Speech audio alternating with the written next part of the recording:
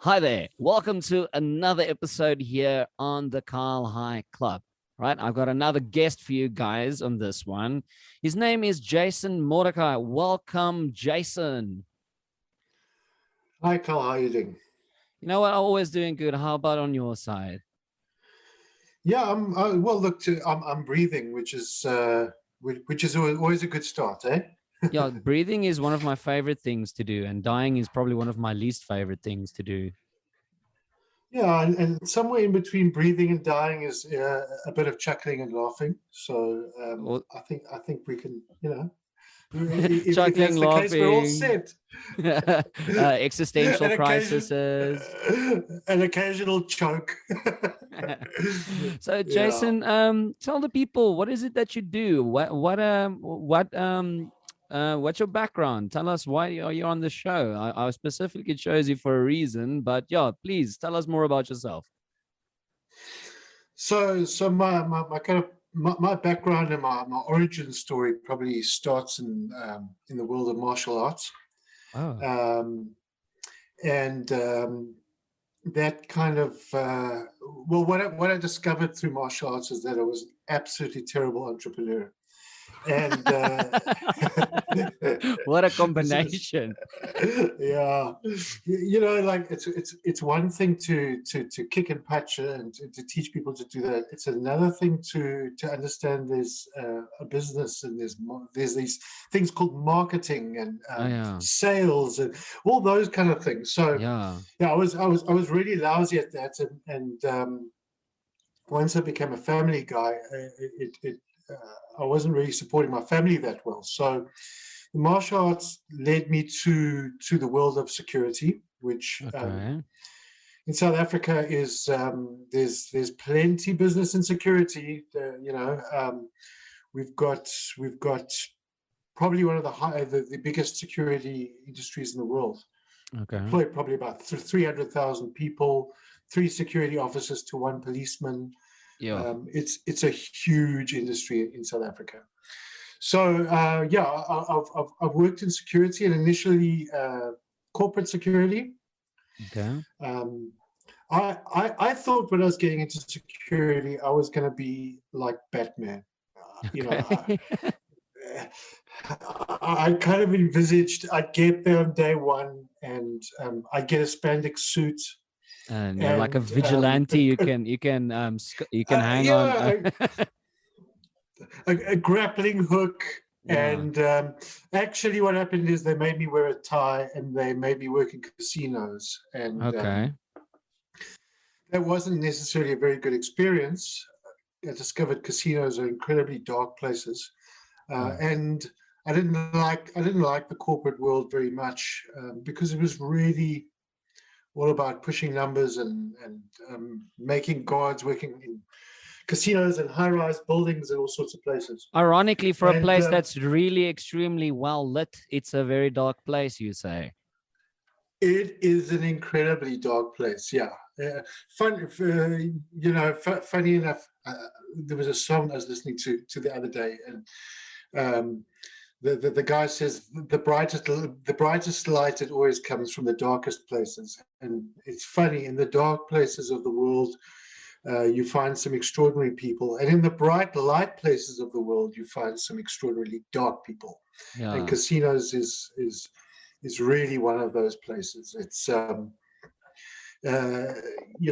when you've stood there and you've watched people lay hands on a machine and put the last bit of their salary into a machine, hoping that some religious deity is going to change the outcome of the spin of the wheel.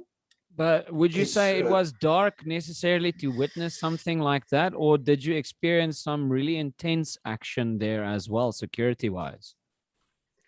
no, very very little stuff security wise. It was dark just in terms of seeing what casinos did to people, and what addiction it does to people. Gambling addiction. People leaving their children in cars at 10 o'clock at night, and Yo. um, just that's the kind of stuff I saw there. And in terms of security action, no, I mean that world is very, very process driven. Security, casinos are incredibly well run businesses, and there's a reason why casino owners are rich. Yeah. So to go there and fool yourself and think, I'm going to get wealthy here. Yeah. That's not how it works. The guy, they're incredibly well planned, they're well designed, and there's a lot of strategy that goes on behind them to extract every last cent out of. Make sure they hook you with a couple of wins in order for you to come back. Exactly. So they might increase the wins, say during the Easter period, for example, so that more people see, oh, this casino pays well. So that on other weekends, when it's and then it's a mathematical thing, and they just and they work around that. And so, from casinos, you moved on to. So casinos. Part of that was a whole training environment, and after a while, I went on my own for a while, and I ran a training business, and finally, a friend of mine offered me a position in back in security, and this was in an incredible scheme. It was a community security scheme. Okay. And this really was the chance to be Batman, to put on the body armor and go out there into the streets of Johannesburg, and really experience life for what it was. And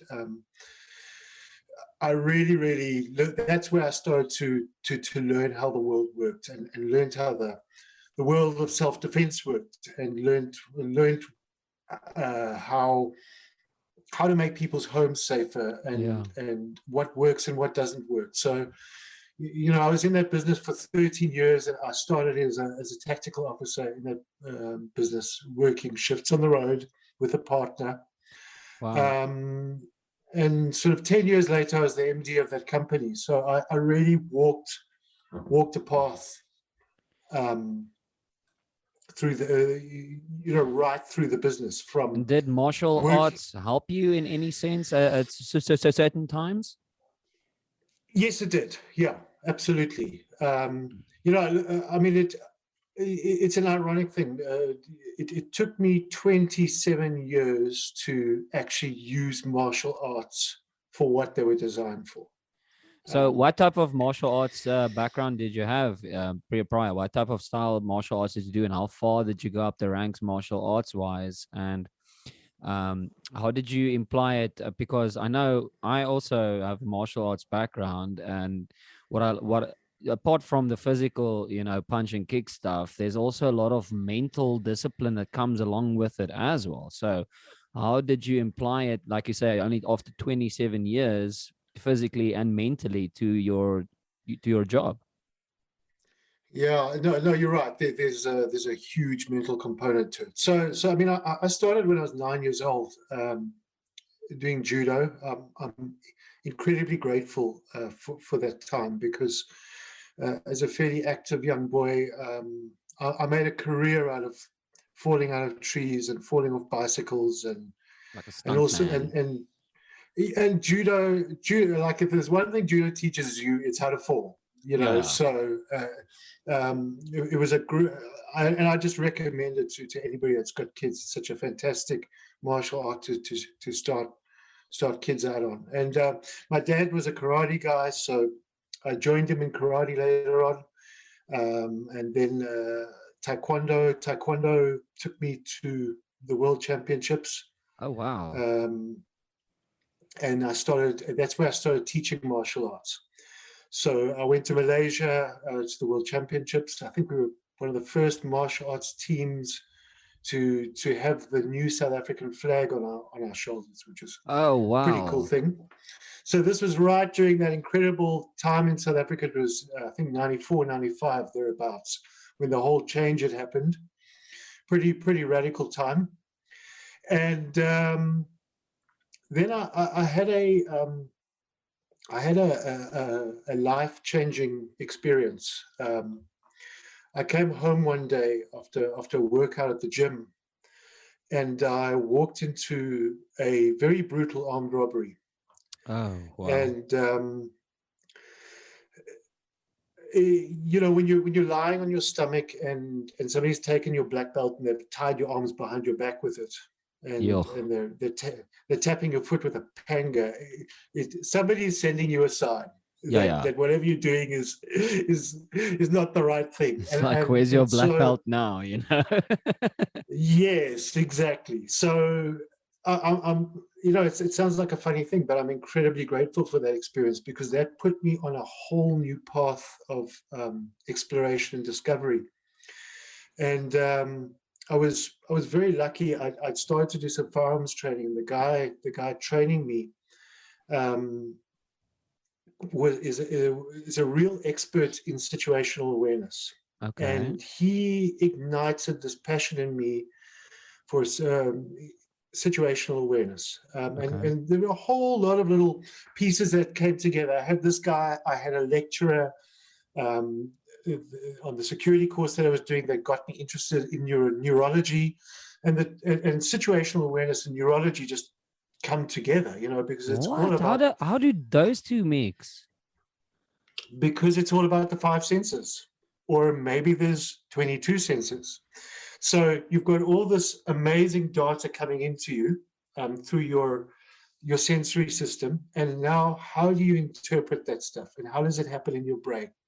How does the software? This is the software of self-defense, really. So the hardware, as you quite rightly said, is about kicking and punching. Yeah. But there's a mental side to self-defense. Yeah. But That that is fight just or not flight mechanism, how are you going to make use of that information? How do you translate that feeling, that adrenaline?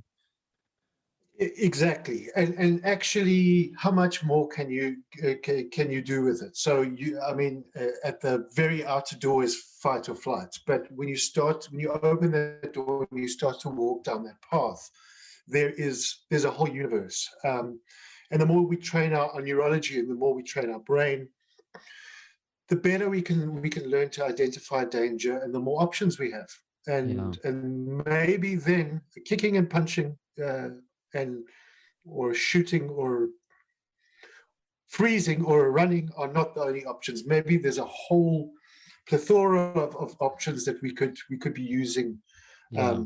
instead of those things. Yeah. So along with that, I went into the world of modern martial arts, which I suppose today people call MMA. Yeah. But I don't really regard that as. I mean, that was an important thing, because I feel that a lot of what I'd learned prior, especially in the karate and taekwondo world, which is what people call traditional martial arts, I kind of see that there's a lot of BS in that. There's not a lot Okay. of truth in terms of actually surviving physical confrontations. Okay. Um, and teaching that stuff, I'd never been in physical confrontations, so I'd been to the world championships and I'd done sparring, and Yeah. but somewhere in the back of my head, I felt like a bit of a fraud. I felt like I hadn't really walked the path, and so when I entered into the security world, I had the opportunity to really cut my teeth in the world of interpersonal violence, and Yeah. understand it and see what works and what doesn't work, Throw and yourself basically into the and deep start. end of everything. Absolutely, absolutely. So again, I'm incredibly grateful for that, and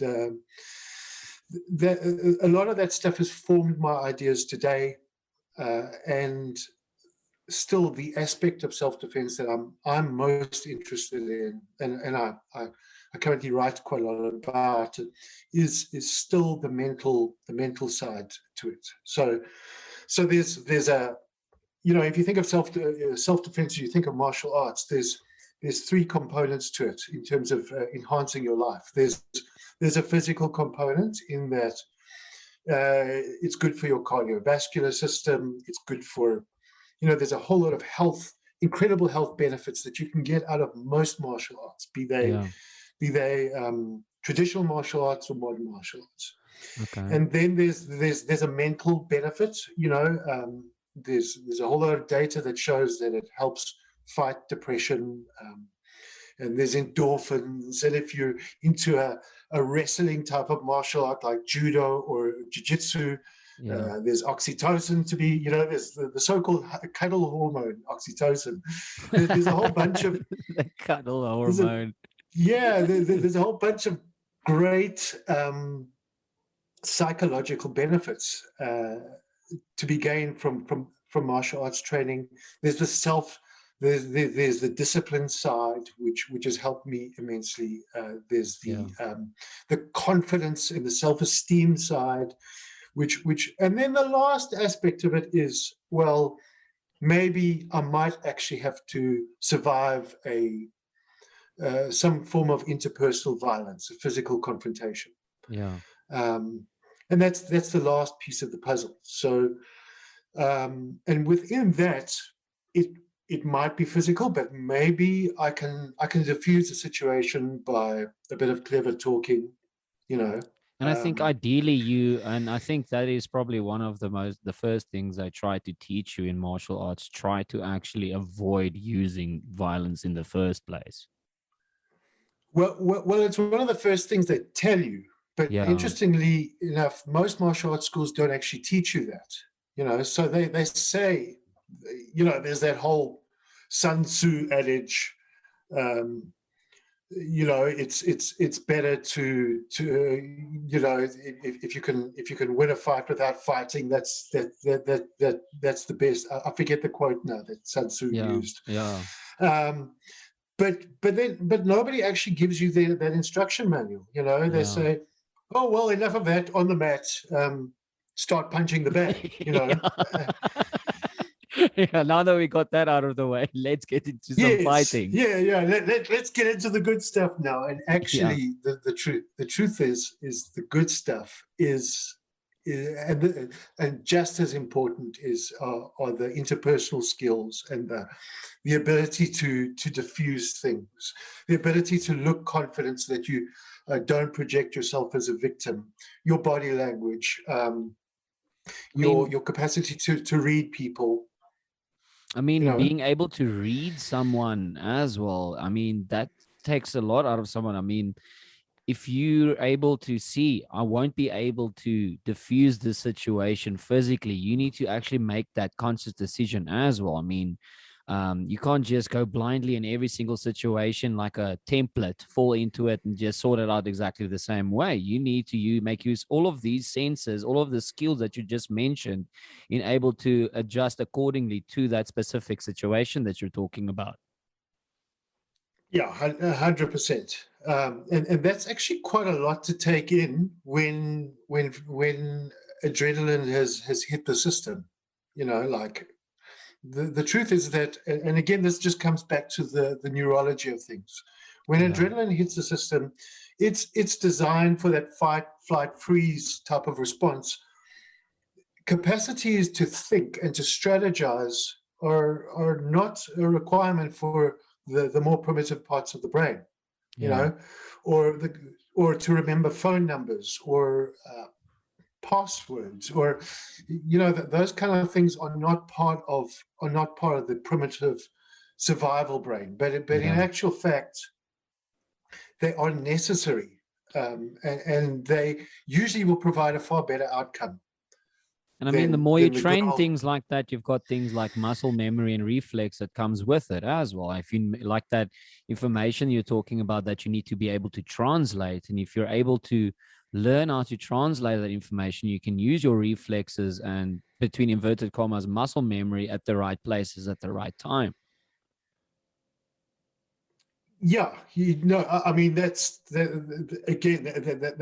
a whole byproduct of training. But what happens if you didn't even have to use something reflexively? What happens if you were able to simply interpret the situation, and figure your way out of it?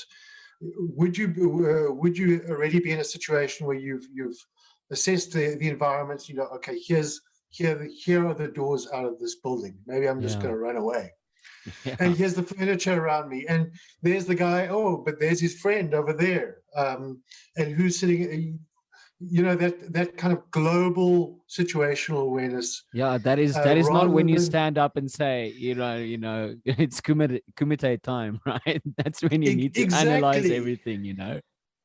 Exactly, and so that is one of the it's one of the lies of martial arts, is the one-on-one kumite um, type of scenario where we are continuously being trained, that we will face another person on absolutely equal terms, Mm-mm. and find, well, and punch it out. Well, the truth is that interpersonal violence doesn't happen on equal terms. Bad Never. guys, bad guys want to have the odds in their favor.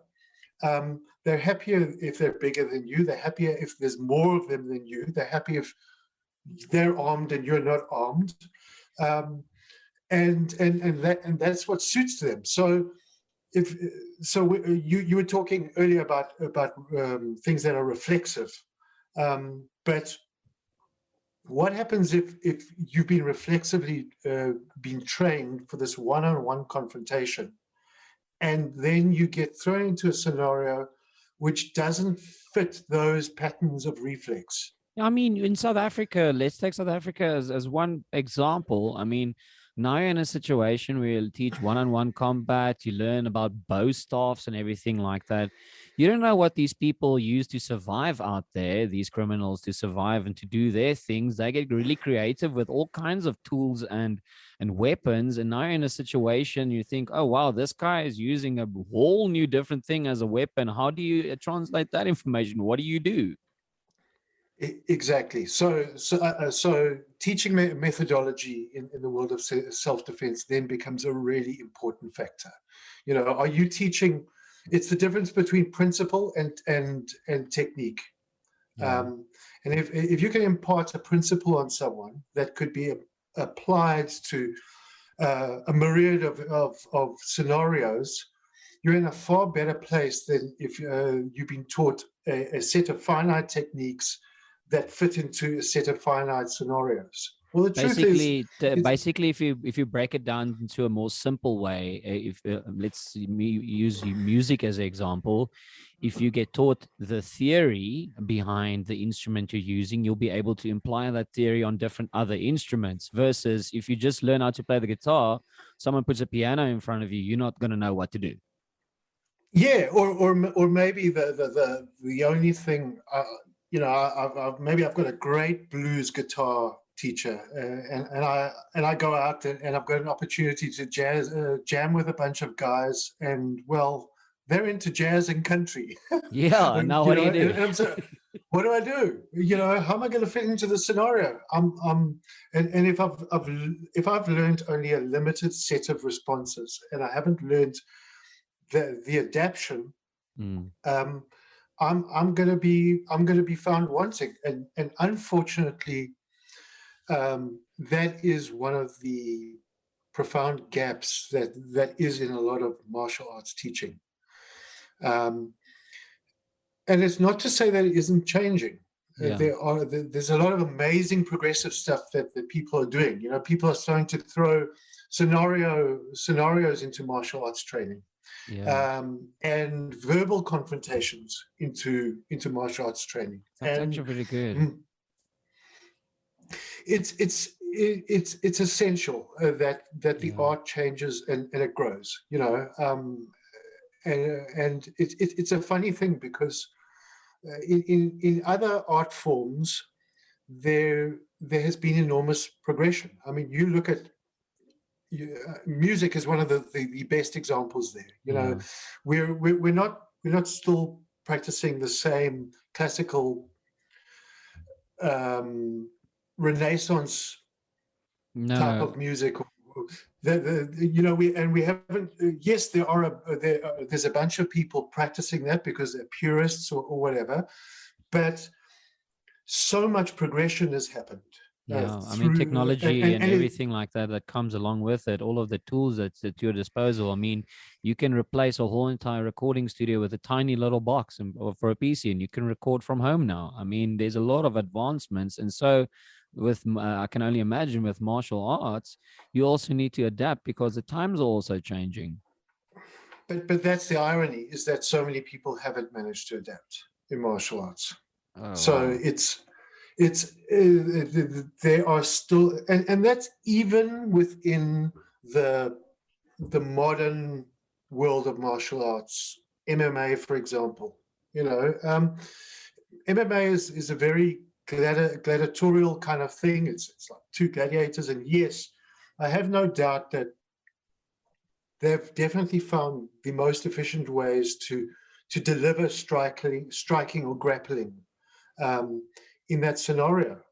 But all the other aspects to self-defense are lacking yeah. I mean, in put those the put, put gyms. a put, put a MMA fighter up against someone who's been practicing ninjutsu for a while, and I know ninjutsu, the number one thing is you take that person out with the least amount of moves as possible. I mean, that's a whole new different ball game. Yeah, I don't even think it's that, because I think ninjutsu guys would have the same problem that I'm talking about. Yeah. It's it's that the paradigm and the world has changed so much. Um, are we being the mirrors of that world, or are we dogmatically sticking to what we think is best? And I mean, there's a great example, Anthony Smith, who's an absolutely incredible athlete and phenomenal martial artist in the States, came down at 4 o'clock in the morning and found a guy in his house and probably had the hardest fight of his life.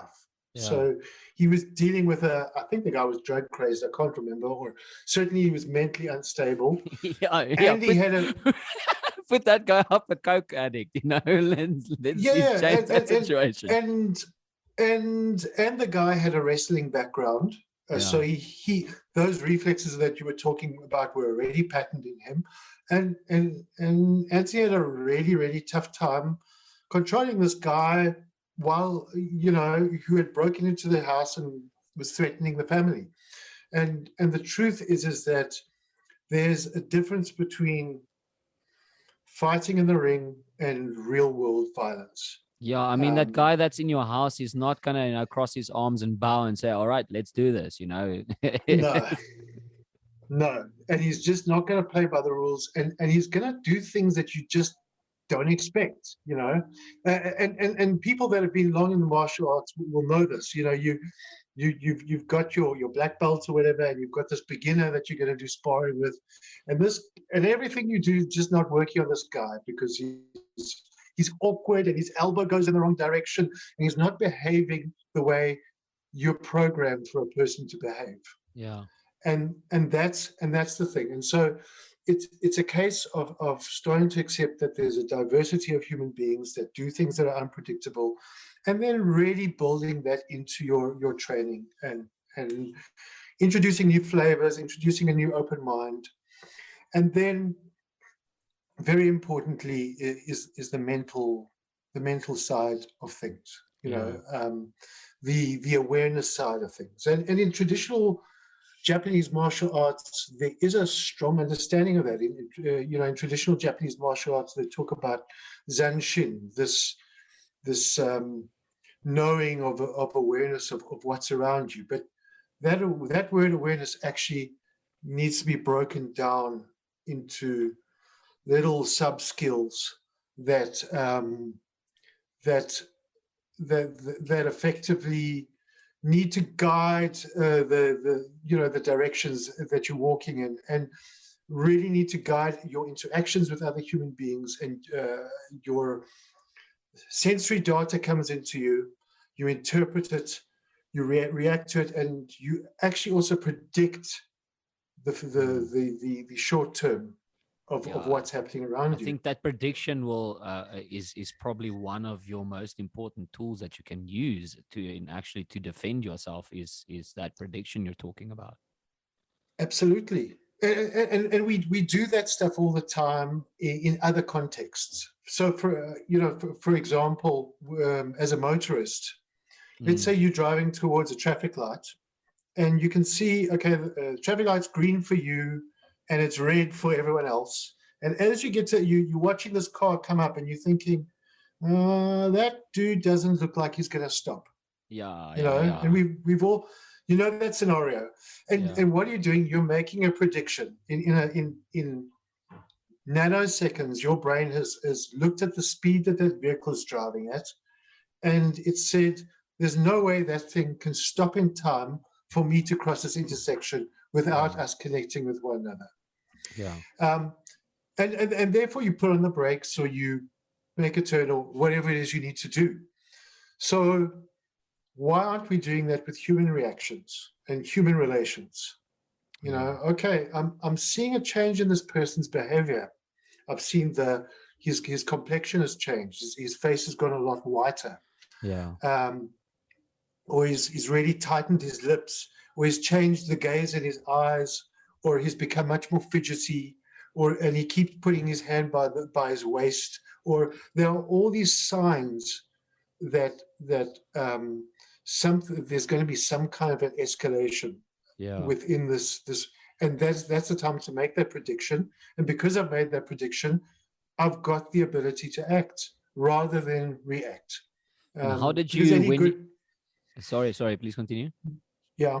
No, I'm just saying, any good tactician will tell you action is always faster than reaction. And how did you, when you were actually, putting on your proverbial Batman suit, to realize that most of your training that you actually had to adapt in a whole new different manner? I mean, now you are actually in the action. You're actually right there in the war zone. And how quickly did you find out that most of your training you actually had to adapt in a whole new different level? I think that happens in about 10 seconds of your first proper, violent confrontation. You suddenly realize, there's this sense of absolute disbelief that, this thing is actually happening now. I'm struggling with another human being, and there's blood, and this is what it feels like. So there's a strange, I know for me, there was a strange disassociative feeling of, it's actually happening. And surviving that, and then reflecting on it afterwards and saying, okay, well, how could I have done that better next time? How did your first confrontation in such a situation go?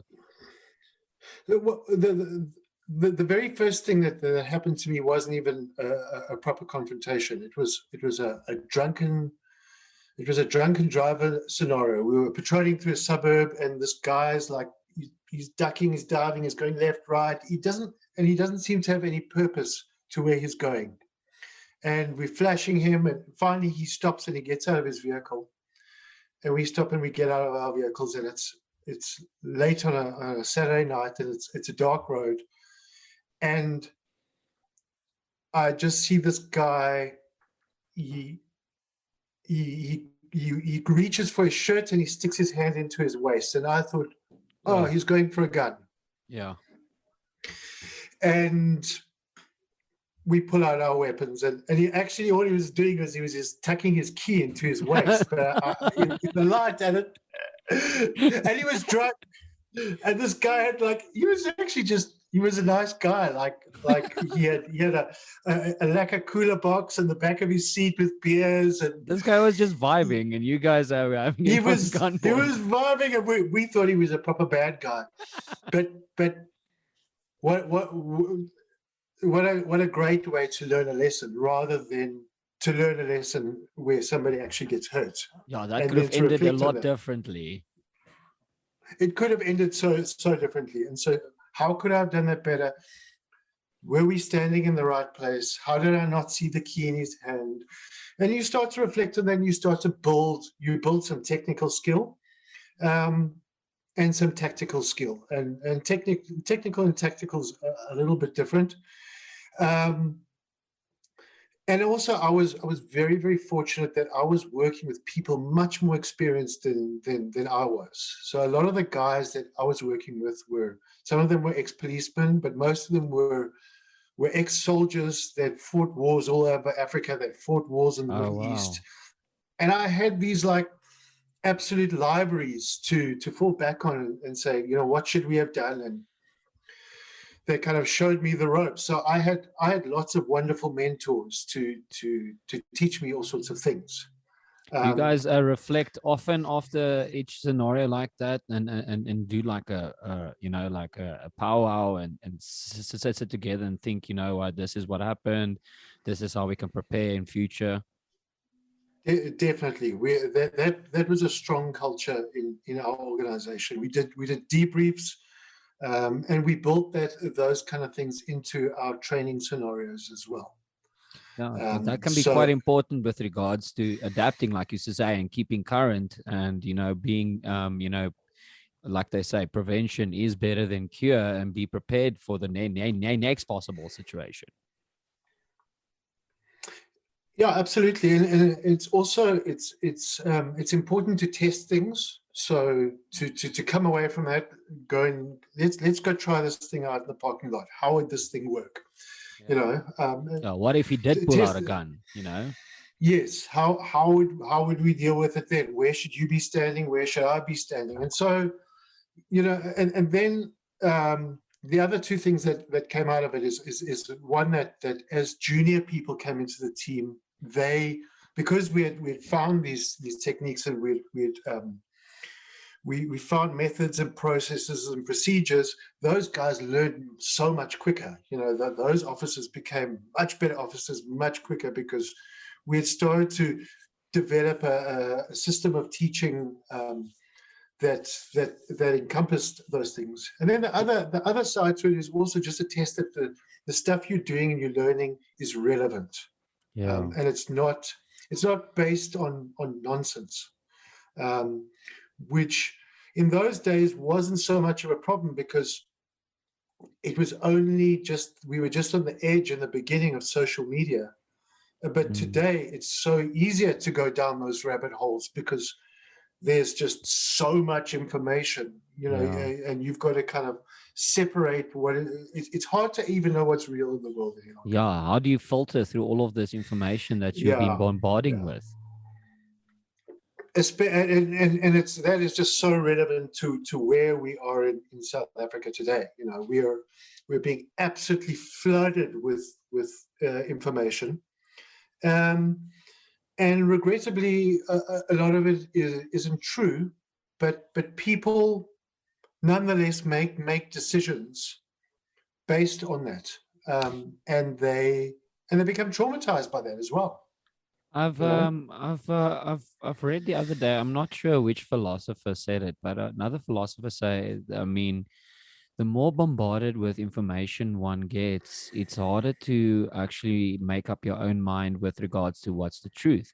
And good example of this is social media, and I've been touching on this theme quite a lot recently. Is anyone can voice an opinion. A 5-year-old with Facebook, a old guy, a drunken guy who's ranting on Facebook, and I've been bombarded with all of this information from all sorts of walks of the world, and it's harder for you to make up your own mind, because how do you filter through all of this, making sure which is true, which is not, and how do you make up your own mind in situations where the information you've been provided with isn't even, you know, a reliable source? absolutely. It's and that's the time to take the social media away, and actually to say, well, if I put my phone away and or my laptop away, what things are still true for me, Yeah. and what references for truth, what are my personal references for truth.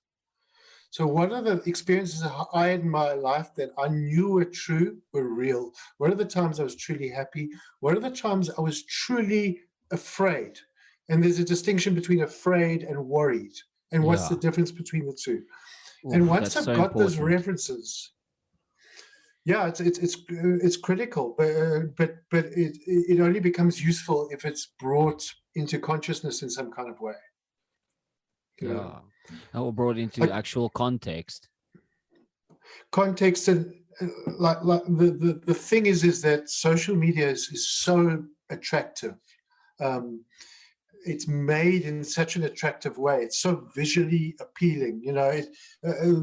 Generally we are dominated by a sense of sight, and Yeah. it's beautiful and it's glittery and it's got sound and it's got, so Yeah. it becomes, Animations and interactions and yeah. quizzes. And so we get absorbed into that thing, and very soon our perception is absorbed in that piece of technology, and it's not absorbed in well, what does my bum feel like on my chair right now? What's the pressure feeling like? And um, how comfortable is my back? And Yeah. how good was that? Like how good was that cup of coffee? I mean, I know you're a coffee guy, right? Yeah. So, Yeah. so when you take a sip of coffee, there are nuances, and there's good coffee and there's bad coffee. Yeah. But my question is, when you are looking at that phone, are you even able to notice those things? And also, I think now is keeping security topic alive in this discussion. I mean, now you're climbing on social media or any type of media, and you think, oh well, these things aren't happening to me. I'm fine. I'm safe. I don't need to worry about half of these things. Where in reality, you can actually just exit your house, and anything can happen to you from there on out. And that is what I think that is so relevant to what you say, being worried and afraid. You need to be able to distinguish between those, because now I'm climbing on this platform thinking, oh, none of these things have been reported in my area. I don't have to be worried or afraid. I'm fine. Versus the guy next door, like you said, can be a cracked up coke addict, and he can just go on like a rampage, and something can happen to you from there. Yeah, so I think there's two things we should just discuss there. The first is that yes, people don't like to acknowledge things that are uncomfortable. Yeah. That's the truth of it. So what's our mechanism to deal with that? We've got this convenient little piece of software called denial, and um, there's a very famous security expert called Gavin De Becker, and Gavin De Becker says denial is a buy now, pay later scheme. Ooh. So, which is kind of a rough truth. Yo, that hits you it's right in it's the face. it's not too far away from things like procrastination, but it's there are simple things that we need to acknowledge and we cannot deny. For example, the world is not a fair place. It's in No. actual fact, it's a fairly unjust place, and bad things happen to good people. Mm. Um, and I might be upsetting some people here, but you can go to church every Sunday. It doesn't mean that bad things aren't going to happen to you. Yeah. That's that's just the reality of it. So we've got to strip away the denial and say and come to an acknowledgement that bad things can happen to us, and thus we need to prepare for them. And Yeah. we do that in different ways. I mean, most people put on their seatbelts, for example, because car accidents can happen. But there are other types of seatbelts that we need in our life. Yeah. That being said, there's a separate discussion to be had, and a distinction between what is worry and what is fear. Um, so there comes a time where, let's say, I've stripped away my denial and I've said, "Oh, bad things can happen," and so now that acknowledgement starts to eat me up. And And then well, you what if I live a walk life out? of fear, basically. Well, you live a life of worry, actually, because and I want to create a distinction between those two things. So, Okay. and it's and there's such right now we're in such a good time to do that, because yes, the country is sitting on a knife's edge, and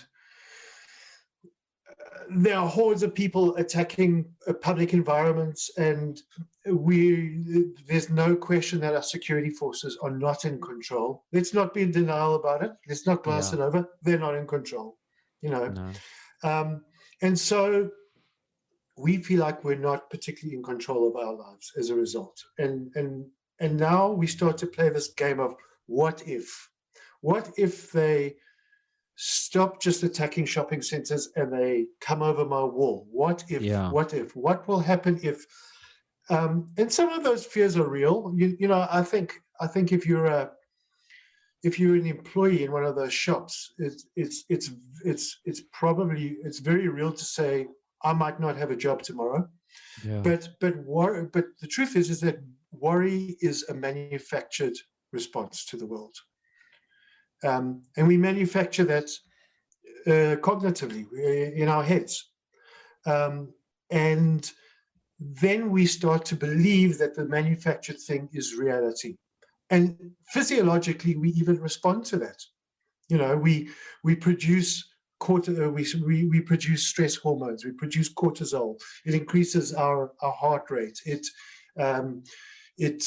affects our hippocampus and our short-term, because we're stressed, our short-term memory starts to disappear, and you forget where your car keys are, and you shout at the dog, and a lot of these things are produced because of worried, and worry is a manufactured response due to this whole what if game. What if this happens? What if that happens? Fear, however, is a very different thing. True fear is a direct physiological response to a threat that is in your environment that requires response. And that's why I said to you earlier, it's important to have references for what the truth is. So if you can go back and you can think of a time in your life when you legitimately got a fright, or you legitimately had a bad feeling that something bad was going to happen, and then something bad did happen. Yeah. Right. That is a lot different than someone just giving you a fright around the corner with going boo, Yes. No, exactly. It is. But isn't that a useful thing? Because now I've got a reference. The next time I have that feeling, it's like, okay, shit is about to go down. Yeah.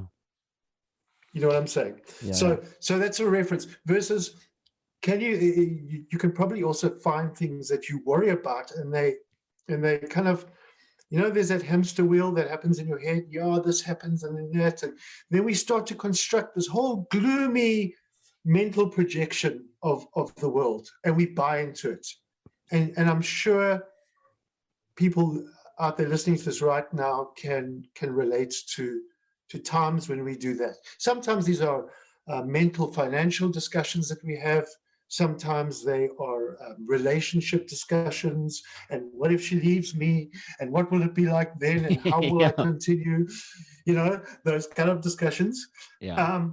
And some of these are safety discussions. What if I get robbed?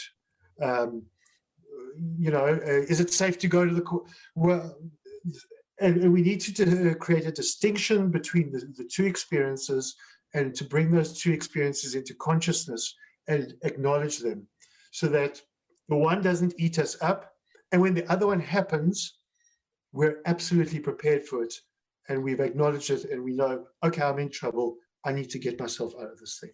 And I think this might also be something that this translation is lost in today's era. I mean, that misconception between worry and fear, I mean, that is a basic instinct that I think everybody should have, but it's also something that can easily get lost in translation. With you just explaining this whole situation, I think a lot of people can actually misinterpret fear with worry.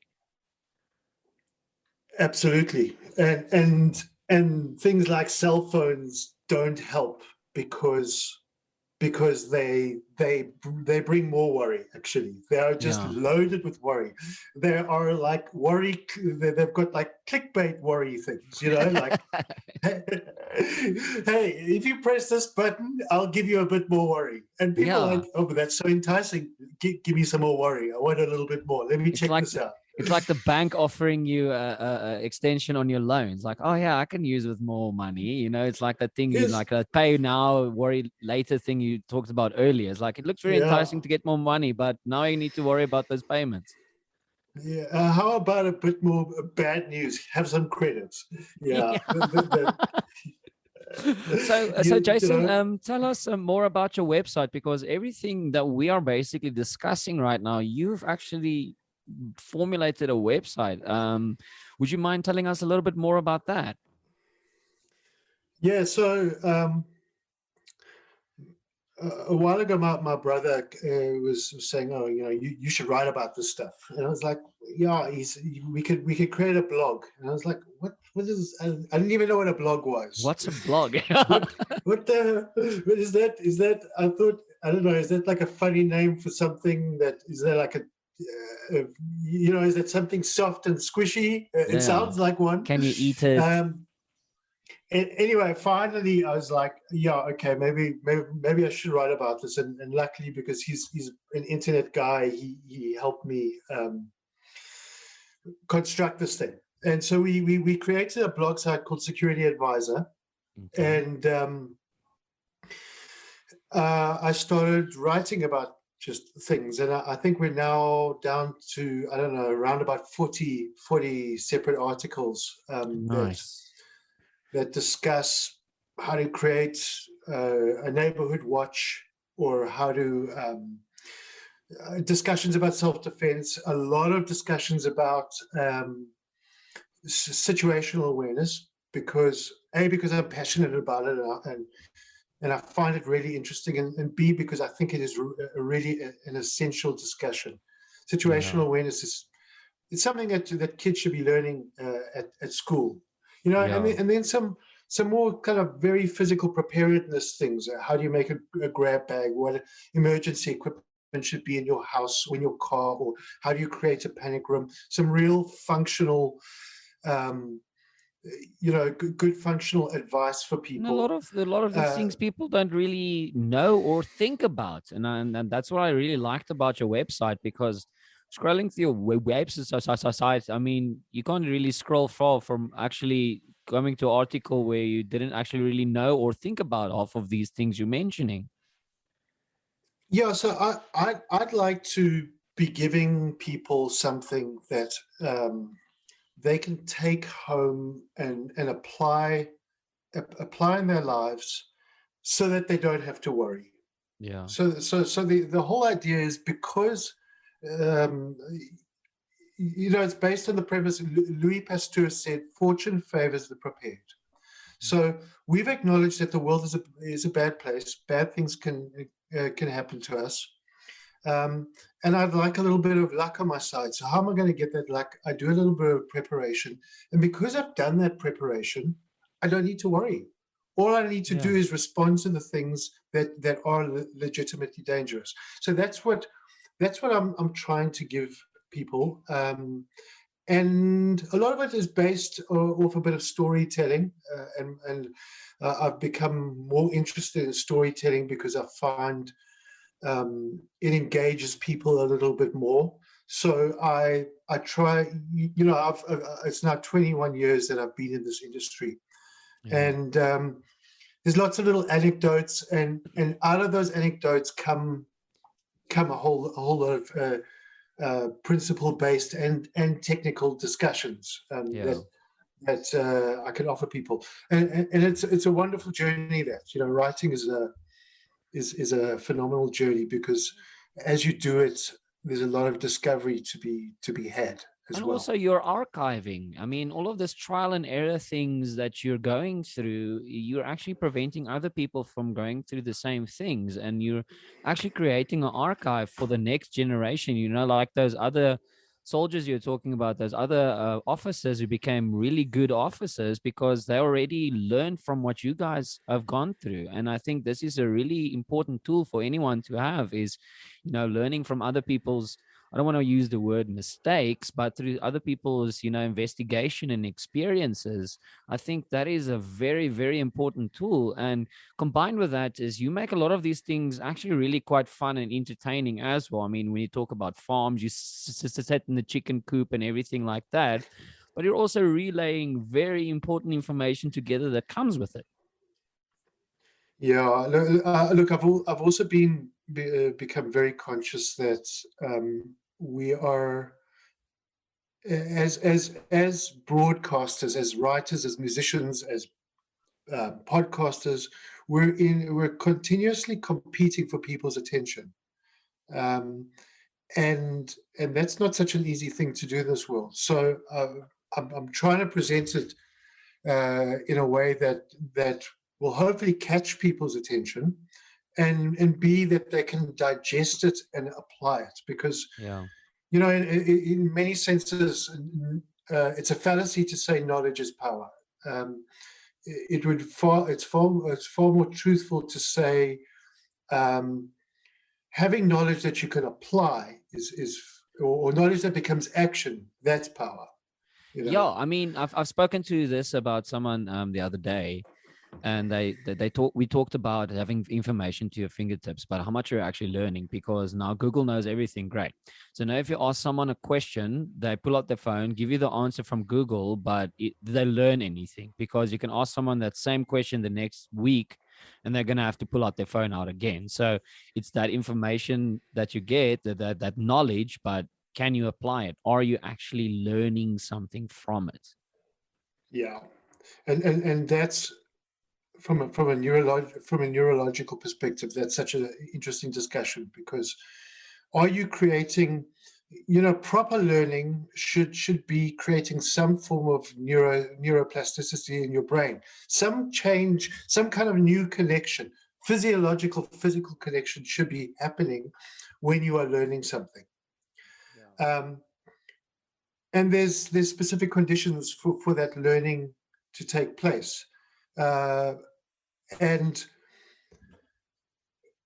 having a vast resource of information at your fingertips does not create true learning. Yeah. And a typical example of that is, and you see this with people all the time, is phones have made us geographically incredibly lazy. So you invite me to come to you for a cup of coffee, which hopefully I'll get to have one day, Yes, please. and you drop me a pin, and I just gooi the phone up there on the dashboard, and Yeah. off I go. And there's no cognition is required for me to do that. Um, I don't have to think about where I'm going, and so I'm not building a mental map of the world at all. Yeah.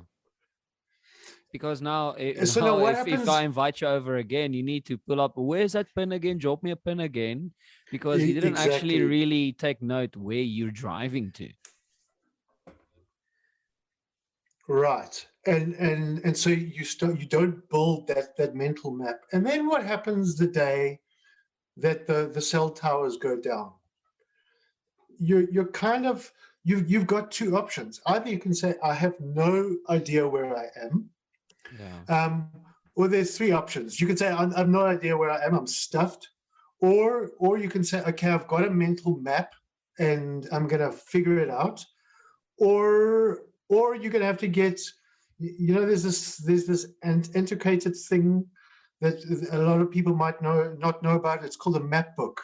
Yeah, that they And used to sell at the petrol stations. I remember my grandfather used remember to those things? plot out all of the petrol stations on the road prior to the holiday. Right. It would say that That's we're going to it. stop here and here and here, and this is the off ramp we're taking. And you used to plan all of those before you go on holiday. Yeah, remember those AA maps, and you'd fold those things out, and it would have the route and maybe a bit of, you know. Yeah, comically, like in all of the movies, he takes up half of the windscreen trying to figure out That's where you're it. going. That's it. But by engaging with that thing, you created some of that map transferred into your head, and it was like, okay, I know I need to go in this direction, and there's that turn off there. I've got to pass that turn off. because I know I've got to keep going straight. And the road's going to veer left. And so you start to develop some kind of a mental map of the world. And as a result, you are a much more empowered person. If I look at my daughter, for example, who's only ever known ways, um, and if you say to her, "Where's north?" She looks at you like, "North is are you speaking some kind of foreign tongue to me now?" Yeah, where's Um, north? I mean, that's the first thing you need to yeah, know if you want to get on a map, I guess. right. So the truth is that a lot of this stuff has disempowered us, and again robbed our ability to actually experience truth in the world. And Um, how's the feedback that you've gotten on the website so far?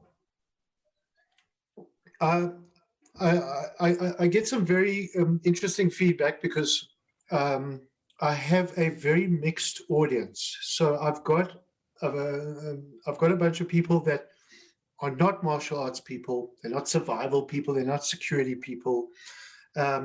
But they've managed to, and they don't want to continuously read blogs about the stuff all the time, but they've managed to take out something that was useful for their lives. And then I've got some big industry players that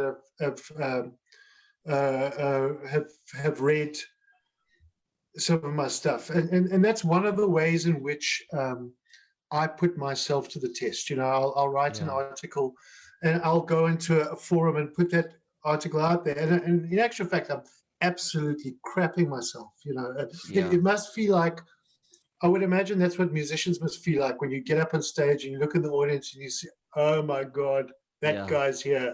He's a Yeah, another kick-ass musician. guitarist. Yeah. Another muso, and he's gonna judge me, and he's gonna spot all my mistakes, and That he's is how gonna I felt like when he's gonna." Franco came to watch one of my shows as well. I mean, he taught me how to play, and watching him sitting there in the crowd, I'm thinking like, oh wow, what is he gonna think? Like, did I learn anything from him? I get that. Yeah, with Franco, I get that pressure as well. Yeah, and I'm thinking I to would not myself, like. I would not like to play a gig with Franco in the audience. They would definitely raise my anxiety levels. yeah, I mean, Um, I was sitting there, this is the guy who taught me how to play, and now he's watching me on stage. And that's like a whole new stress. And now that as well, writing all of these articles, and you've got all of these people that is also in the industry reading those things. I get that stress, man. It is quite nerve-wracking. but doesn't it make you a little bit better as well? Yeah, Because of you course. you you prepare you prepare that much harder. You test yourself. Is this right? Hold on, I'm not sure.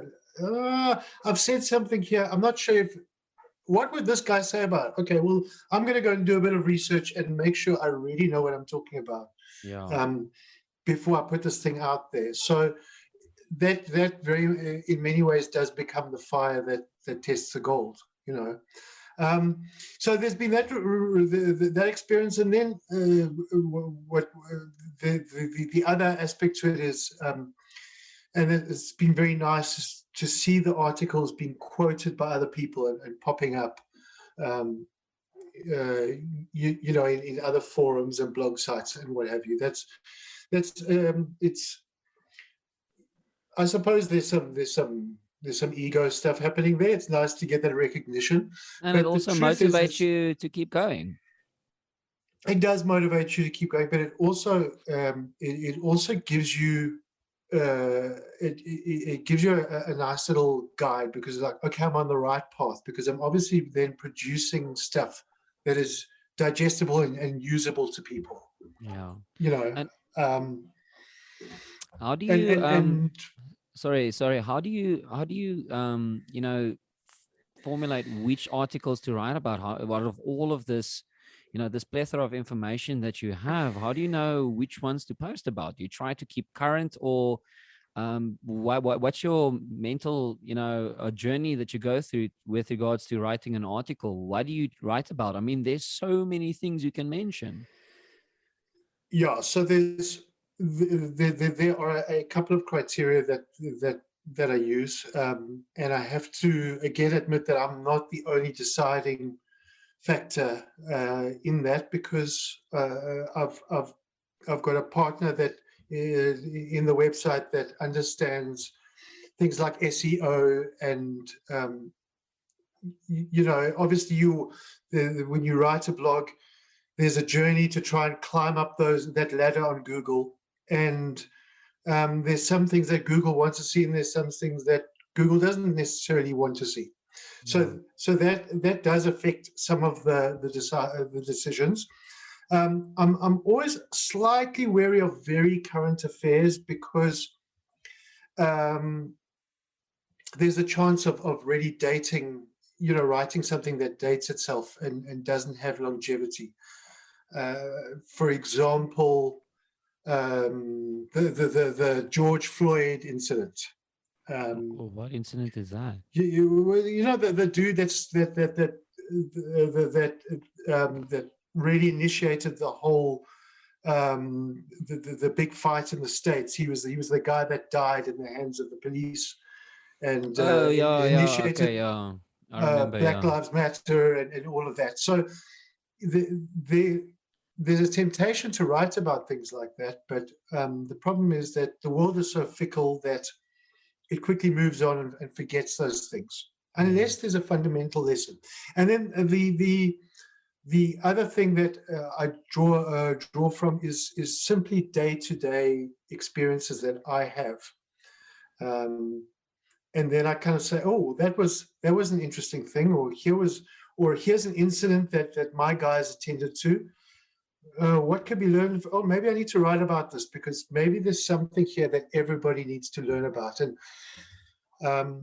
I find that things that come from my personal experience tend to translate into the most powerful and the best articles. And So for example, a year or two ago, I attended a very traumatic event. It was a guy that had burnt to death in a house, and it was quite a triggering experience for me from a PTSD perspective. And so I wrote an article about PTSD out of that. And that to me is still one of my best works, because it came from a very true place. And it makes it relatable as well, because I'm pretty sure Yeah. you're not the only one that's sits in a situation like that. In South Africa, I can tell you we are a trauma-affected society, and it's something that needs to be spoken about actually much more than it is. Of course. And I think that's what makes your website so important, because it's not easy. It's not easy information to take in. It's not always digestible to think and talk about these type of things. But the information that you provide is so important, especially in the country we're living in. Yeah, it is. Well, I think like that, but then again, that's my interest. I'm also very aware of the fact that not everybody wants to know that. Not everybody wants to learn to defend themselves. Not everybody wants to get onto a mat and get sweaty with another human being, or Yeah, learn to. That can be interpreted in many ways. I just can't imagine why people wouldn't want that experience.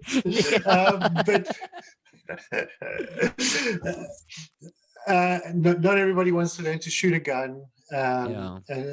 But there are some fundamental life skills, and I always say this. Okay, if you don't want to do that stuff, I really acknowledge it. I'm comfortable with that. But there are some fundamental things that you should have learned, and somebody should have taught you. And once you've got them, you've got them. I mean, you can also, narrow that situation down to, let's say we all drive a car. Okay. You don't need to be a mechanic to know what's going on in the car, but you can have a couple of tools to keep you going, like to change a tire. And, if this happens, you can get yourself going again. You don't have to know all of these things, but there are some tools and information that you can make use of, like you said earlier, to actually prepare yourself to keep going to enlarge your chances of that luck you were talking about, that proverbial luck. So, Yeah. if I want, uh, if I drive on the road, there are a chance, mom, I can get a flat tire. I don't know. It can happen today or it can never happen to me. But I can at least have all of the tools in my car to make sure when I do, I can keep going. It's exactly that, and I want to keep providing those skills, and I want to keep refining that. And I think that's kind of where the art of writing comes in. Is that every time you do it, you try to do it a little bit better. It's again, it's just like being a musician. It's like you've learned a whole lot of lessons from the last song that you wrote, and maybe you picked up a couple of extra skills along the way, and you just want to make that next one a little bit sweeter or a little bit more, a little bit more moving. And Refine it a little bit. yeah, and that I think that's how art works, right? Is that there's that continuous quest to change, to develop, to grow things. Um, and that's a really wonderful endeavor to be involved in, and especially if you can produce something that has the capacity to change another person's life. I mean, That's a great mission to have. and I think that's why also call it, why they call it martial arts, because it's also that continuous learning cycle and trying to better yourself as well, not physically but mentally as well. Yeah, absolutely. And in actual fact, if you haven't got the mental side to it, you are missing a big piece of the puzzle. How do Um, you how do you and it's a mentally it's prepare a bugbear yourself? of mine.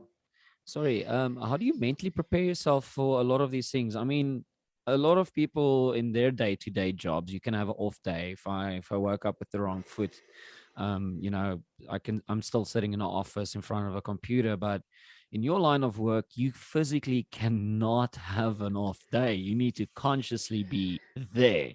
So, what type of preparation do you go through mentally just to be able to do this high octane type of lifestyle? So the truth is that, and actually I'm busy writing about it now. I'm writing an article called "Situational Awareness for First Responders," and the truth is, first responders, firemen, police police people, paramedics, security guys do have off days, and they do make bad calls. Um, Yeah. and there's just there was a case in Michigan in the States recently where um, a police lady shot a suspect, and well, I don't know whether this is true or not, but whether her statement is true. But what she said was she reached for a taser, and she thought it was her taser in her hand, and it was a firearm. And she shot the guy instead of tasing him. The truth is that people have off days, and they do make mistakes. And in the world of a first responder, it's not you're not living in a life that is designed for success, because you work shifts, you work late hours, you're Sure, you get deprived of sleep, tired, you got you're family you're to worry about, and all of those things that come along with exactly. it. So you are just going to have those off days, but that's not to say you can't do anything about it. I've found that um, there's certainly value in certain type of rituals. Um, so, for example, before you're going on shift, a little preparation ritual. Have I got my stuff together? Is this thing here? Is that thing there? And then um, just a little internal check. Well, how am I feeling today? Ooh, well, I'm feeling tired and I'm feeling a little bit grumpy. And if I meet somebody stupid, I'm going to lose my temper quickly. Yeah. Okay, well, it's good for me to notice that, so that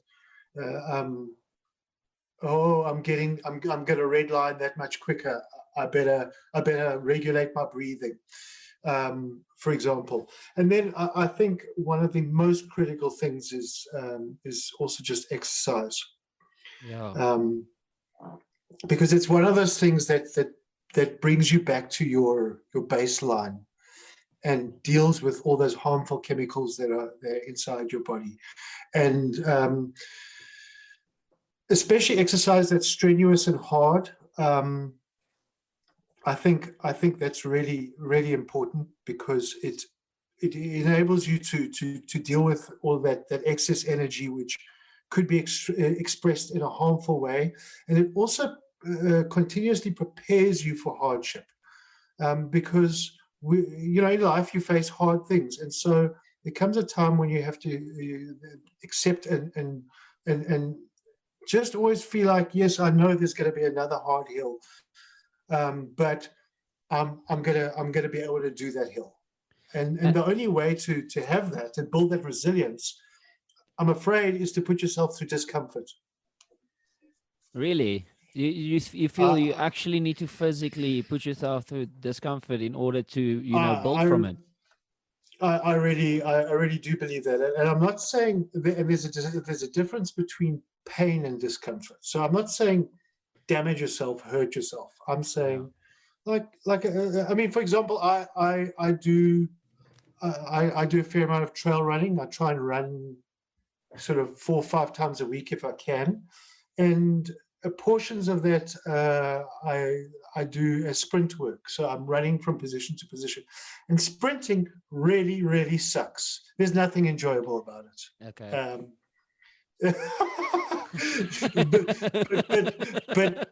But on the other hand, there's a whole bunch of amazing feel-good chemicals, and highs to be gotten out of the end of the process. And that feel-good sensation is a very good coping mechanism, and it builds emotional and physical resilience. Yeah, I like it. And I can use this example. I mean, the other day I've got a little hiking group where I go hike every now and then. And one of my right, friends, I've been pestering for a very long time to come hike with us. And she's just not a morning person. And she was complaining the whole uh-huh, entire time that she doesn't want to wake up early on a Saturday and everything like that. And as soon as she got off of that mountain, she wanted to go again. And it's exactly that, yeah. it's strenuous, it's tedious, but if you just put yourself through that, you actually realize it's actually not that bad. Exactly, but there is a certain level of discomfort required in the process, and I, I think it's just worth it's like worth accepting that life is not always comfortable, and if you can develop coping mechanisms for the discomfort, you're in a much better position than the person that's never had to face discomfort and suddenly has to, you know. And I think I speak for myself. I've got let's call it discomfort, right? Certain things I've acknowledged about myself that I don't like, things that I do realize are problems that I do want to get over. Okay. And I have gone through like that trial and error because, I've only been on this planet for that long, and you're constantly surrounded by people, you're distracted, and you're not always yourself. So I'm trying to troubleshoot different ways to actually deal with it. And you actually have to go through all of the trial and error, other coping mechanisms to realize which ones are actually good for you and which ones are not good for you, because it might actually take you away from that discomfort, but it's not necessarily, taking it away. It's just numbing it for a while Yes. until you have Yeah. to deal with it again. So it's important to actually find those coping mechanisms and actually pinpointing which ones are profitable and which ones you actually need to get rid of. And I think that is one of my personal biggest problems is I don't know how to always cope with a lot of these things because you're experiencing it for the first time, maybe. So now you need to Right. go through a couple of those coping mechanisms to see if does the problem persist or is it going away. So I think that is one of the most biggest things in my personal life that I am personally struggling with.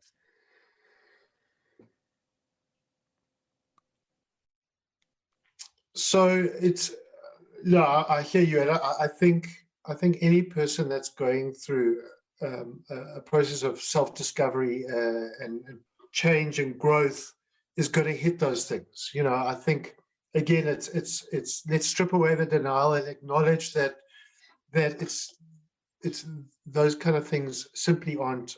It's not going to be easy. It'll be rewarding, but it's not going to be easy.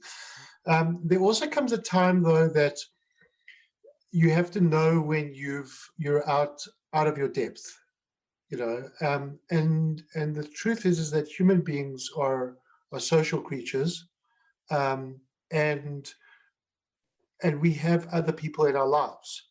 So it's useful to know, okay, I've gotten to a point where I'm absolutely stuck. I can't go any further here on my own. And maybe now it's time to reach out to someone else that can offer another perspective, or even reflect what I'm saying in another way, so that I can unlock that door. You know, um, and I think that's the value of podcasting. By the way, is that you've got the benefit of a lot of experience out there that you're able to engage with, even if you're not engaging with that person in a personal way, and just hear other perspectives. Um, what I try and find for me is, I like what you're saying, and I also find there's things in my life that I don't like, and there's certain things that I would certainly like to change.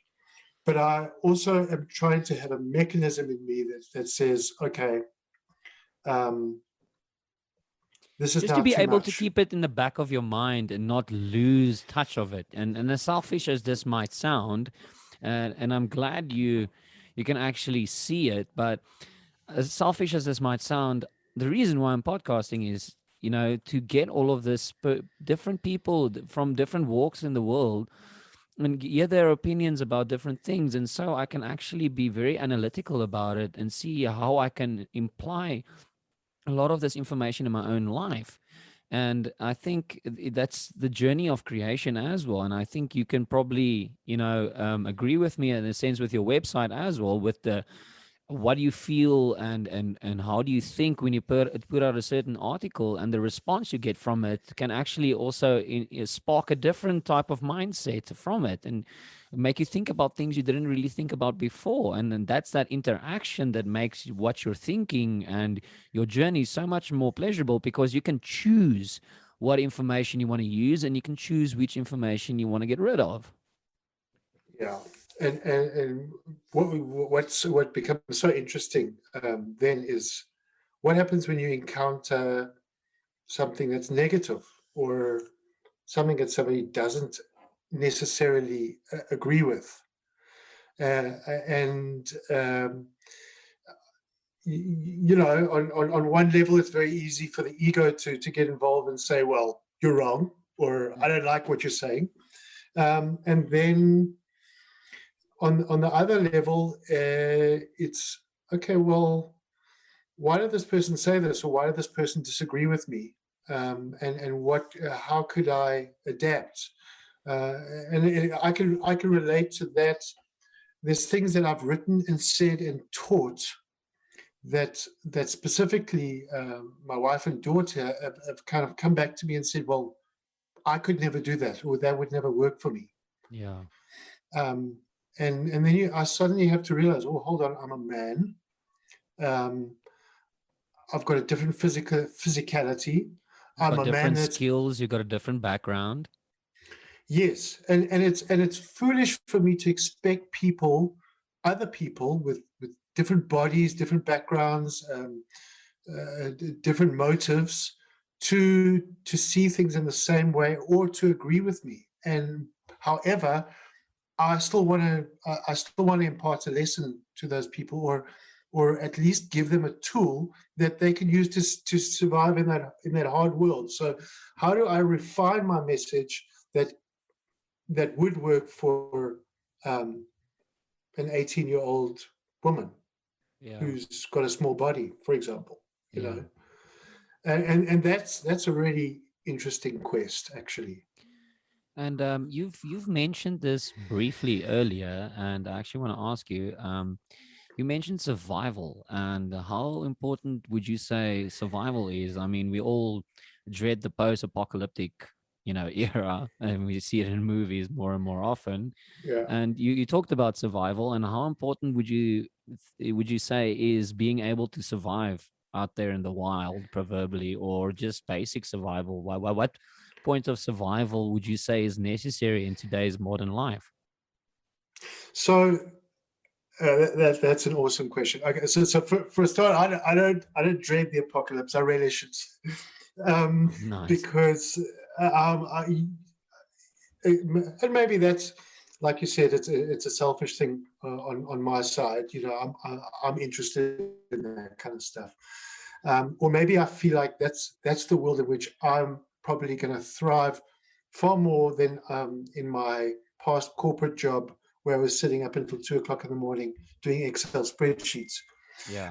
But the truth is that in order to survive, there are certain um, skills and attributes that uh, are maybe relevant to a pre and a post apocalyptic life.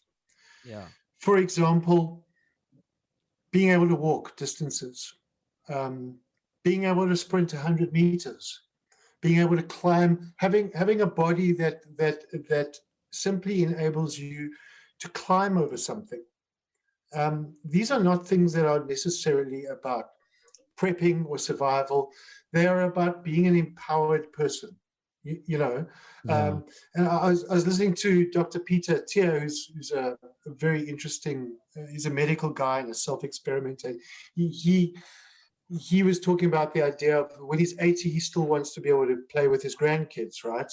Yeah. So how do you play with your grandkids? You need to be able to bend over. If you're in a seated position, you need to be able to stand up again. Yeah. Um, and Yeah. having sufficient physicality to do that. And if I can build that skill base in my body, those attributes, survival in the wild is going to be no different, because Yeah. I've already built that foundation. So and so I think there are times when, and this comes down to your friend going on that hike.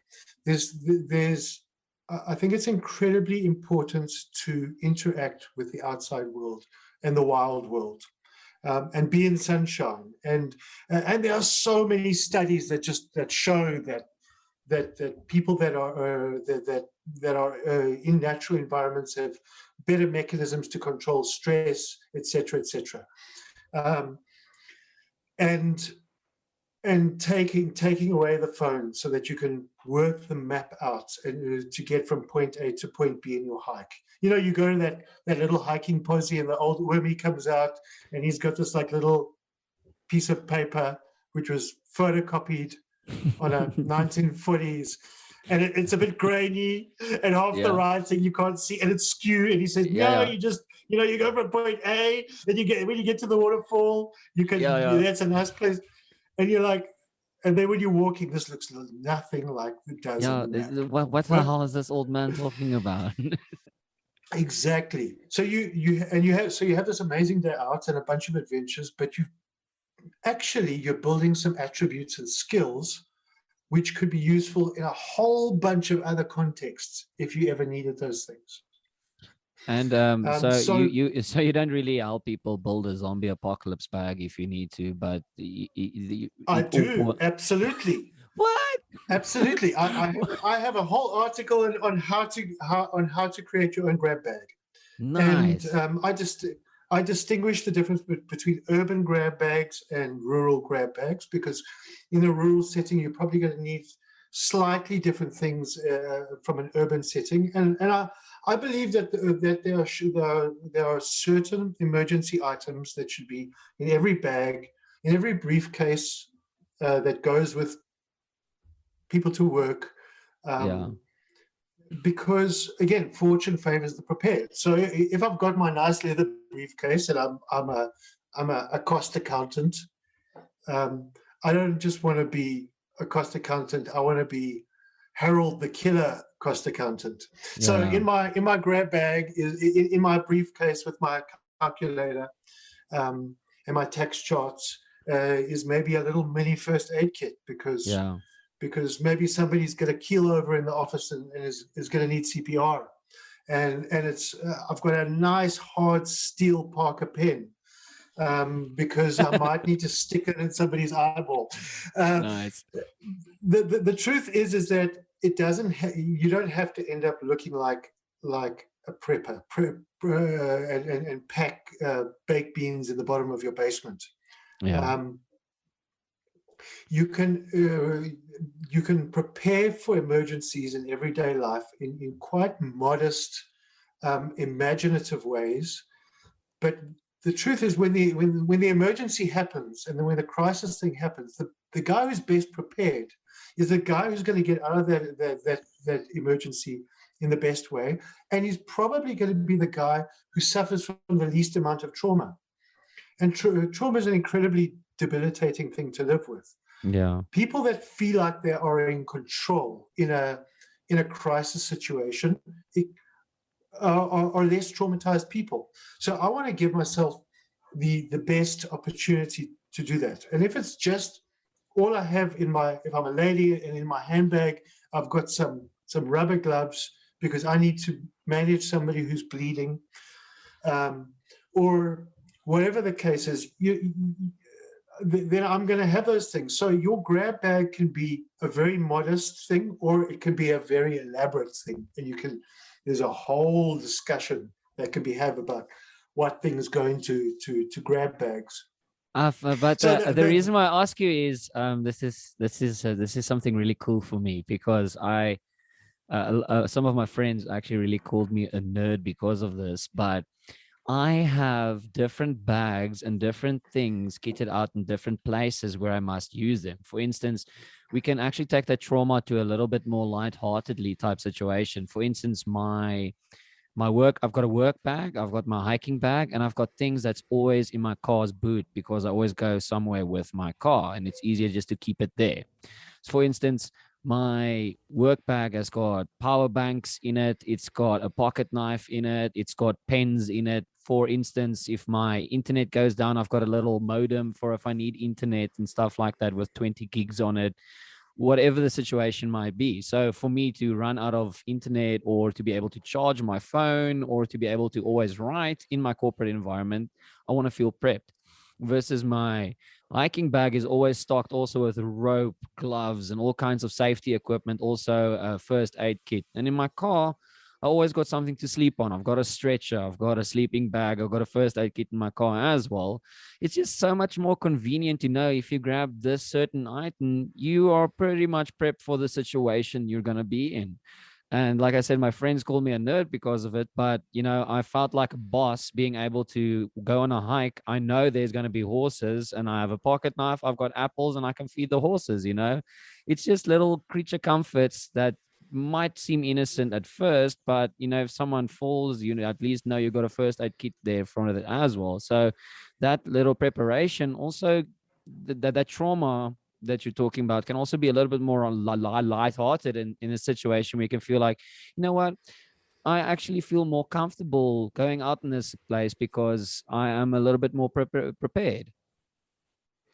So what's so interesting about that? You asked me earlier about, how do you?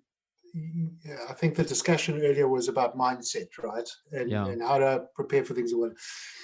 So what's interesting about it is not only the things that you pack, although I'm very excited by the things you pack, because I, I guess we can just both be nerds then. Nice. But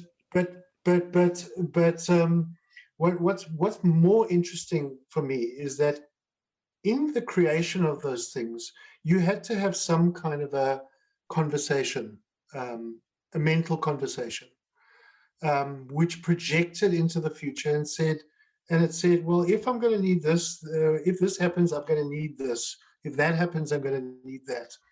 So there was a little mental map going forward of which looked a little bit into the future and said, here are a bunch of scenarios that could happen, and here are the answers to those scenarios. And by the way, these things might be answers to other scenarios that I haven't even thought of. Yeah.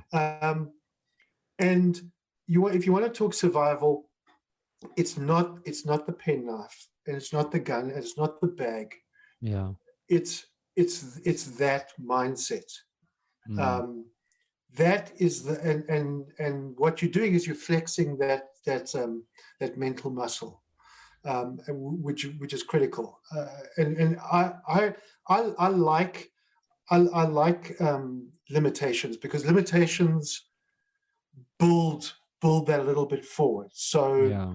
before we geek out on which brand of knife are you going to carry, Yeah. and Yeah. before you get into that whole discussion, the point is because you've already had that discussion in your head of, well, these things could happen, the part of your brain that looks for those opportunities is already working. And that is a really powerful place to be. Because those Quite a limitations few also years, brings challenges, and those challenges help you with to flex that muscle you've been talking about as well. and they invite for creation. Yeah. So if you went on holiday with your guitar, um, and like on day 2 of your holiday, your D string snapped, and you're like, yeah, you're really bummed, because I wanted to play my guitar on my holiday, and you didn't have a spare string. You might find that you end up writing a whole bunch of songs that sound a little bit different, because you still want to play Yeah. your guitar. So you work around that, right? I don't have my D string. And so you might find that there's a whole bunch of new songs that come out of that. The limitation actually creates freedom. Um, Quite the opposites to restriction. Can I tell you the Um, silliest thing I've got in my car that actually falls into this topic? So I've got a kite in my car, right? So I recently got this kite on Easter weekend because I was in Durban and I really, really wanted to fly a kite on the beach. It's something I always wanted to do, and I never had my own kite. I had to share one as a kid, and now I'm an adult. Now I can buy my own kite and I can fly it. Okay, so the one thing that I bought that comes with this kite is glow sticks. Okay, so what I did was I tied so these. what do they tie onto the kite? Is that the idea? So the idea is I don't want to be limited to the day because there isn't always wind. So what I did was I got glow sticks that I can tie on the kite. So if there is wind at any single time during the day, I want to be able to fly this Right. thing. And with the glow sticks, I can actually see the kite in the air as well. So that is that little bit of extra preparation where I did like, no matter what hour of the day, if there is wind, I want to be able to pull out that kite and I want to be able to fly it. I fully respect that. Kyle, I have to tell you, you are a nerd. Thank you. Like, that is, I mean, I'm bought into it. I think I want one myself. Please, please, please try night kite. I want to make night kiting a thing. Please try it at Night least kiting. once. It's amazing. No, I think I might try it more than once. That sounds amazing. So, And isn't that a wonderful? You see that is a very true experience. You get out there and the wind's a bit blustery and that thing's in the air, and it's so peculiar. But things like kites produce a special kind of joy, and that is a very good reference for a real experience. Um, and something that you can fall back on. So what a wonderful mechanism. yeah, and I think it also falls down to we talked about this briefly in the beginning, and just to wrap up this conversation as well. When last were you happy? When last have you had that actual childlike joy? And I mean, I was in Durban Mm-hmm. and I wanted to buy a kite and I couldn't find one anywhere. And I literally went into every single shop that I would thought would get a kite. And after the whole entire day of struggling, I finally got that thing. And to be able to stand out there on the beach and just fly this thing that brought back those memories as a child. I mean, not being on my phone, being on the beach at the middle of the night, flying a kite. I mean, that was a first experience for me, but it brought me back that Mm, nostalgia along with it. But I don't think a lot of people go through that effort to actually remember when last were you actually physically happy. Like when you said, take away the laptop, take away your phone, take away everything that brings you that momentary joy. What actually makes you happy? And to me, it was so important to actually just feel like a child again, because you're going on holiday, you're at the beach, or you're going to sit there and take a selfie of your knees with the beach in front of you, or you're actually going to take the most of the situation you're in.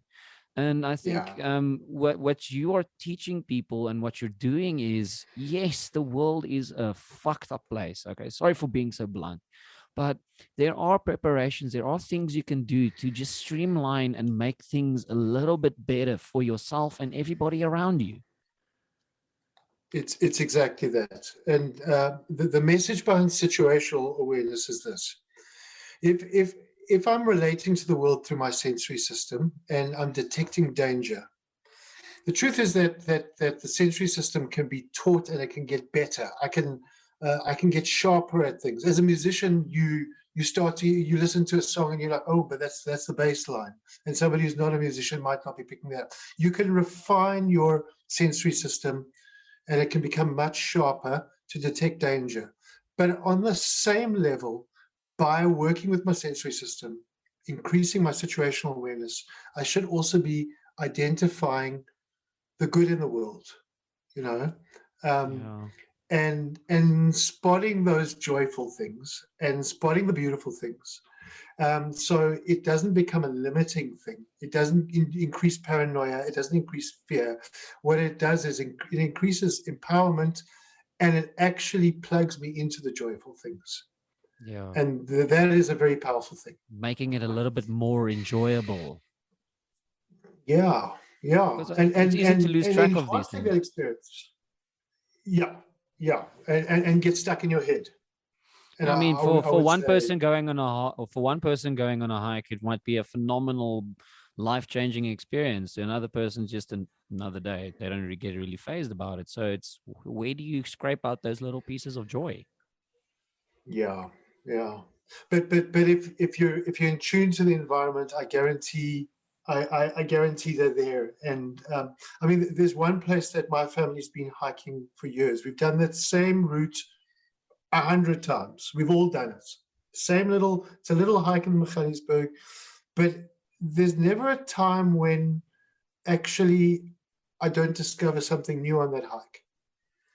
Um, and so routine can be a very numbing thing, and it can be a very desensitizing thing. And the challenge is, how do I keep re-engaging with my environment time and time again?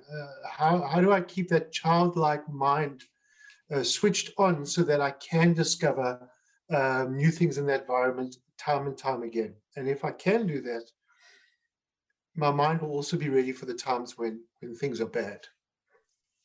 Jason, I would like to thank you very, very, very much for sitting here, taking your time off and talk to me on this podcast. It's been awesome. And I would just like to ask if there's anything you would like to say to anyone out there, now is your chance.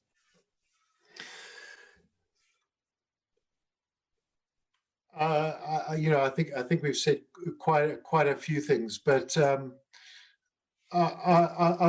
like to just wrap a couple of things up and say, step out of the world of denial. Um, Prepare yourself for the world that's around you, and once you've done that, then actually live a free person. And preparation makes you that person. And if you can be a free person, I think you can be a joyful person as well. And that is the most empowered kind of person that's out there. Be basically the best version of yourself. Yeah, 100%. And to get you along the way, I've written a whole lot of stuff. So to get onto my blog, and if you don't like what I've written, then comment. And if you do, comment as well. Thanks. So you guys, I'll post links in the description when I post everything to the security advisor. And I would just like to thank Jason again. Very, very thank you so much for being here. And I look forward to having you on more of these. Thanks, Carl. It didn't feel like it was time off. It was time gained. So I look forward to it again.